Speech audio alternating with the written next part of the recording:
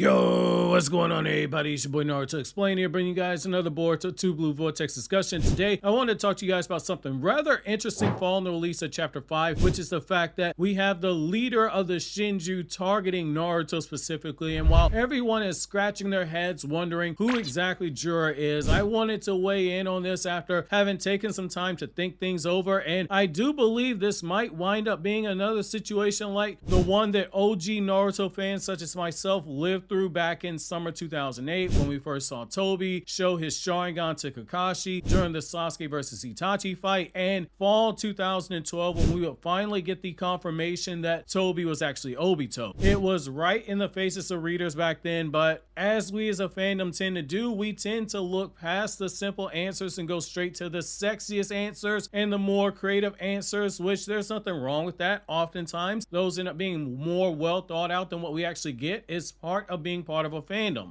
You discuss theories and etc. to kill time between the chapters coming out, which is what the Boruto fandom does. Right now, either on YouTube, such as videos such as this, or Twitter or Reddit or whatever social media platform you use. I think we are in a situation where some of the ideas that we're getting on who Jura is are actually more creative than the answer we're going to get, and just as in hindsight, we can all laugh at the Tobi agenda in the late 2000s and early 2010s that led to the massive meltdown by online fans of Naruto's manga. I'm starting to get some of those same vibes of Jura and his identity, and part of me actually hopes that this whole idea I have of who Jura is wrong, because it's not going to be a sexy answer, enough so that it's reminding me of that Tobi situation. I'll be transparent, initially I thought the Shinjuu named Jura was going to be based off of Jigen, but in preparation of a mega video I'm putting together for Boruto 2 Blue Vortex, I've been going back and looking at the chapters, and I think the answer is right in front of our faces. I personally think Jura is going to be revealed to be Kawaki, and I think that there's super strong evidence as to why it's Kawaki, but I fear this might be another situation like Tobi being Obito, where there's going to be a meltdown by manga readers online. I've talked about it before. I lived through that reveal of Tobi, and I saw how Kishimoto, after letting 4.5 years to build up the mystery of who Tobi was in the manga, it caused the fandom to build up their own answer to a point where nothing other than Izuna Uchiha or Sasuke from the future or a modified Zetsu would actually satisfy fans. So that being said, why exactly do I think that Jura is going to be revealed to be Kawaki and not Jigen like I initially thought, or Gar or Ishiki like a lot of people are saying? It all goes back to chapter 2 of Boruto 2 Blue Vortex. The devil is in the details, where we see Kawaki pull up and he begins fighting against the Ten-Toes Claw Grime. The one Claw Grime that we see who has the intelligence enough to speak is clearly evolved and different from all the other Shinjuu, to the point where he isn't even acting solely off of instinct like the others, biting whatever's random, but instead he's able to differentiate between a normal human like Chocho and an actual Tsuki like Kawaki. And that Claw Grime locks his eyes on Kawaki, he calls him Tsuki, and then he proceeds to go straight after him. That Claw Grime is shown slamming Kawaki into the ground,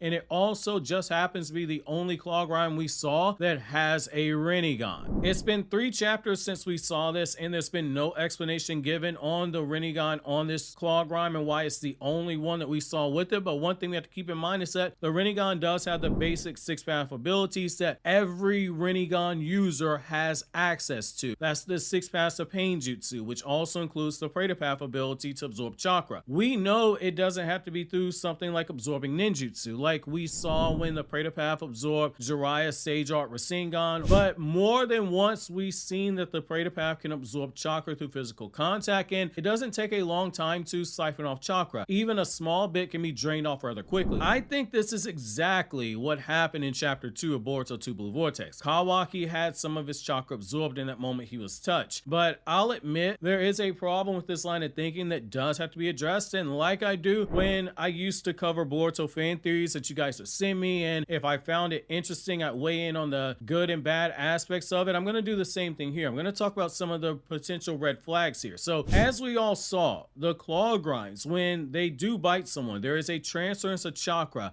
that takes place, and when a person is bitten they get turned into a tree. Obviously Kawaki was never bitten, we never saw that, so there isn't a tree version of Kawaki, but Kawaki cut on his Karma Seal, used the ninja tech in his body to fire off a chakra blast to destroy the Claw Grime that attacked him in chapter 2. However, based off of what we know, we can conclude that the chakra is sent somewhere. Chakra is made up of physical and spiritual energy. Chakra is meant to be shared. That's the whole reason Hagoromo started telling everybody about ninshu. These claw grinds are born from chakra of a person into a physical body. A perfect blend of yin and yang release, like we saw with other aspects of the Naruto series. Assuming that Kawaki did have his chakra stolen here by the claw grind who just happened to have the rinnegan, we have to ask ourselves this question: who is it that Kawaki values more than anyone else in the world? Who is it that Kawaki goes to sleep about thinking and wakes up every morning thinking about? Naruto Uzumaki. Kawaki said himself before he sealed away Naruto and Hinata, it's alarming even to himself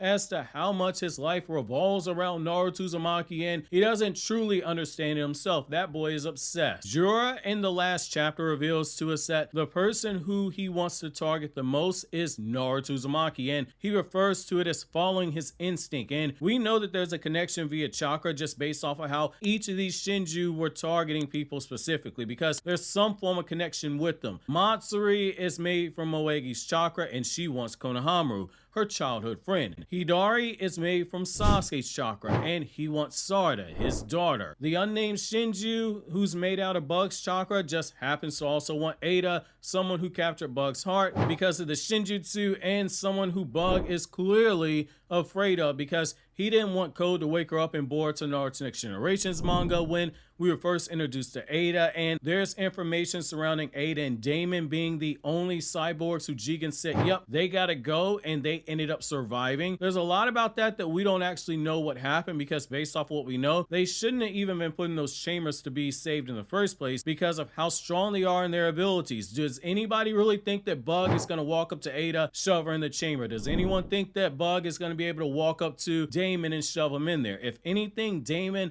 will shove Bug's head up his ass before he can blink 3 times. So there's something else here with Bug and Ada that we don't know. Jura wanting Naruto makes the most sense for it to be Kawaki, whose chakra it was actually made from. Gar makes sense if you look at the meaning behind the name of Jura, which I see why people make that connection. Depending on the Japanese lettering system that is used, it'll mean good or excellent or fine, being of high quality and superior. And that's why a lot of people say, hey, this guy's gotta be Gar, because Gar, he's a Kage. Kage are superior. And Jura was someone who has a somewhat similar messed up haircut like Gar. However, we don't know if there's any other attacks on the other ninja villages that actually took place. And just based off what we know, Code really logically has no reason to target any other ninja village. So it doesn't even make sense. It would be like walking into a Domino's pizza shop and asking for a Big Mac and fries. They don't sell Big Mac and fries there. They sell pizzas. Code going to the Sand Village when his targets are Boruto, who's on the run, and Kawaki, who's inside of Konoha, it makes no logical sense. Kawaki, on the other hand, that translation, it actually fits when you look at it. The only claw grind that we saw in those first 3 chapters of Boruto 2 Blue Vortex to have a rinnegan was the one who slammed Kawaki, making it superior to the others as the only one we have that is confirmed that has that rinnegan. Not talking about the other shinjuu, I'm talking specifically about these claw grinds. That also makes it of high quality because the rinnegan was a dojutsu built in the Naruto databooks to be the superior of the 3 great dojutsu, the Sharingan, the Byakugan, and the Rinnegan, and it was stated to possess the power of either a god of destruction or a god of change. Him being the one whose chakra was used to make Jura, it lines up for that reason and another reason for it to be Kawaki. Kawaki is able to use Ishiki's powers and the chakra cube stored in the Daikokuden dimension, which happens to be where Naruto sealed away. And as we've seen before, with that Sasuke clone and with the Moegi clone, both Hidari and Matsuri are able to use the jutsu and powers of the people whose chakra they have. Jura is shown sitting on or near chakra cubes, and his target just happens to be inside the Daikokuden dimension, which is someplace he would have to actually access, and that's not by mistake. And the fact that we're learning they're continuing to evolve means that there's a potential that eventually he's going to evolve and be able to get into there. I think the main red flag in this whole thing over all the other shinjuu that we've seen, the ones that were born that were made from the chakra, those forbidden, and they were turned into trees. Now, we didn't see every single person who was bidden turn into a shinjuu because there were other fodder shinobi who were bidden and aren't walking around as shinjuu, but given that Moegi was bidden and moments later in universe we see Matsuri, which is a reminder, even though it's been months for us in real time, all the events at the end of Boruto 2 Blue Vortex Chapter 1 to the end of Boruto 2 Blue Vortex Chapter 4, they're all happening within moments of each other in universe. At best, it's a few minutes given the nature of battle and the urgency in clearing out the village. So the fact that we didn't see Kawaki get bitten, you could say, hey, that means that it isn't actually him. However, if chakra is what's needed to make an evolved shinjuu, biting someone isn't the only path forward. But that is something that I do have in the back of my mind saying, wait a second, maybe pump the brakes on this. But honestly, given that the shinjuu is literally a creature whose sole duty is to suck up chakra to harvest a chakra fruit, this one using a rinnegan to absorb Kawaki's chakra, it makes sense. It just won't be enough to make a chakra fruit since the lore tells us they literally have to consume an Otsuki beforehand. Otherwise, Jigen could have fed some of his chakra to the Ten Tails and been done with it. Momoshiki could have fed some of his chakra to the Ten Tails and been done with it. He wouldn't have had to actually try and hunt down Kawaki. If Jura is